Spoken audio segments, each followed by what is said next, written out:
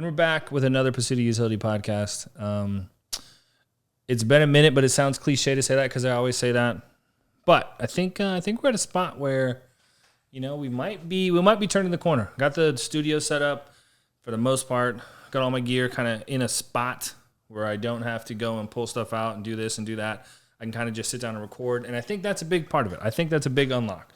I think removing the barriers to creating content to the greatest extent possible is a big deal for me. I think it really helps. Now, what I wanted to do was just talk about a few things that have been going on. So, the first of which is a project we've got going on the back pasture. Basically, we needed to create a shelter for the horses.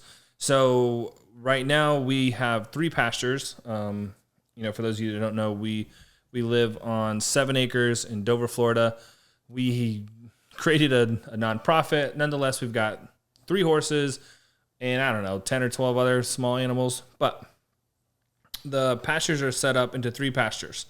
We had a structure, a lean-to, a little bit on the shorter side, but a lean-to that the horse used to go into on the main pasture. However, the main pasture has been taken over by the small animals, so the horses don't have a shelter. So what we're trying to do is we're trying to build a shelter in the back pasture for the horses so that when it rains, they have somewhere to go under. Now, I have built lean-tos before off of existing structures. We built one for the small animals, a little nursery, and then a little catio. But I've never built one freestanding. So it's a little bit of an interesting project. I'll give you a little update on where we're at. We've got some footage in here that I could probably show you too. But basically, this is how I went about it. A couple months ago, I knew I was going to do a project like this. I found a bunch of telephone poles at the local auction, Tampa Machinery Auction. I bought 20 telephone poles that are anywhere from 20 to 25 feet long. Those things weigh like 500 to 750 pounds each. So bought us at the auction for like $500, which is crazy because they normally cost several $100 per pole. So my thinking was, okay, I can use the telephone poles as the base for the structure, so I don't have to go buy any 4x4s or 6x6s or whatever.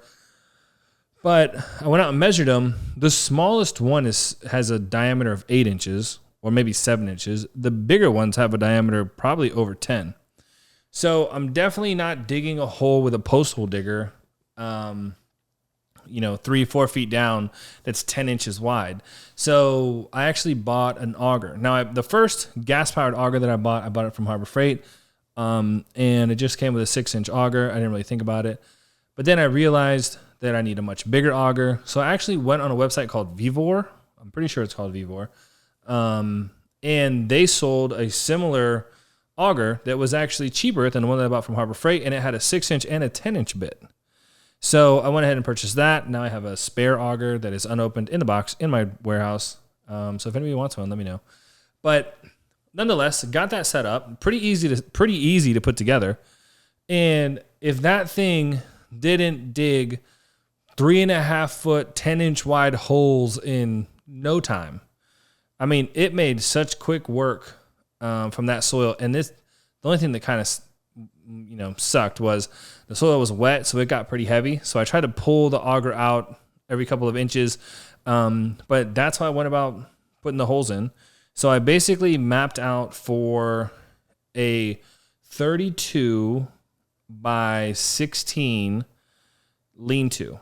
It'll probably be 9 feet high in the back and maybe 7.5 feet in the front, depending on how I pitch the roof. But then, depending on how that one goes, I will also build a second lean-to off of the middle post, so it'll be kind of like an A-frame building, except basically 2 lean-tos put together.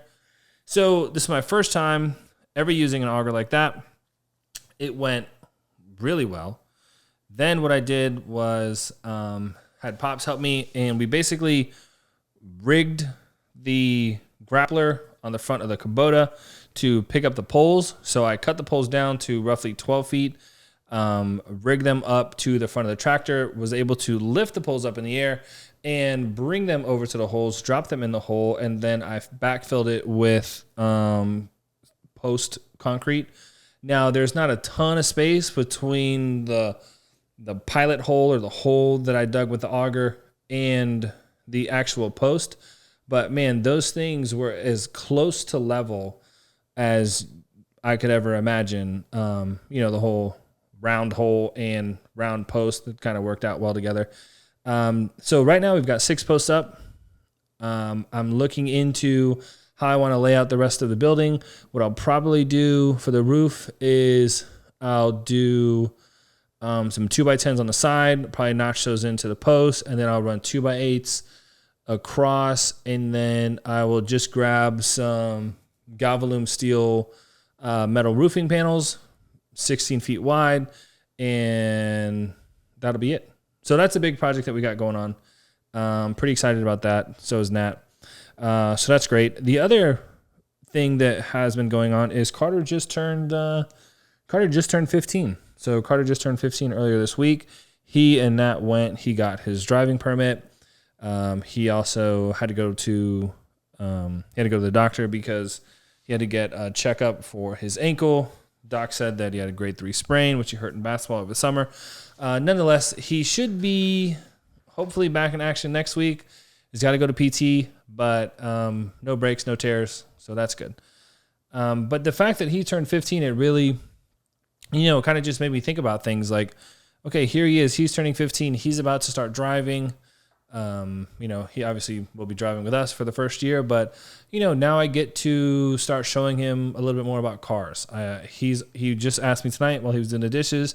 He was like, "Oh, you know what that means, Dad? We got to start fixing up the car." So there's a few things he wants to do. He will be taking Aiden's old Jeep Cherokee, 2004 Jeep Cherokee, one of the best vehicles you could buy. Big Jeep fan here.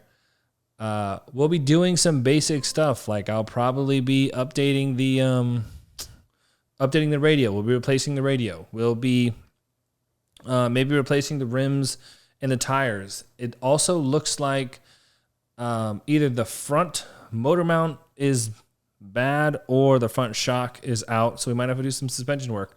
But all of those things, I want to show him a little bit how that works. I want him to help me do those projects so he understands and appreciates how to do things, right? Just this past weekend, Beckett, our 10-year-old, mowed our front, which is probably 3/4 of an acre, with a zero turn by himself, right? Now, do I want him to do manual labor for the rest of his life? No, I don't want him to necessarily have to do that.